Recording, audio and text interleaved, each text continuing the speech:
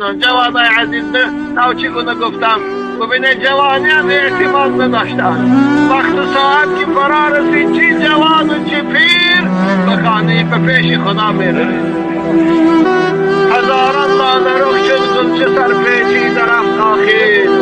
ببینه مانند کلی لاله ناشکفته پژمرده شده آبی دیده پدر مادر در فروختاره هاشان او به خابستان بنابراین جوانای عزیز همیشه در جوانی پاکیزگی اختیار کنه در جوانی بندگی خدا رو کنه انشالله این دادر ما امروز از این دنیا رو عروسیش محروم شد شادی و خرسندیش محروم شد خداوند براش توی عروسیش در جنت میکنه دعا پروردگار هم مادر عزیز و همین دادر جوان مرد سفرشان بخطر کنه راه دور و دراز قیامت براشان آسان گردانه پروردگار ایمان عملهای صالح شان رفیقی قوم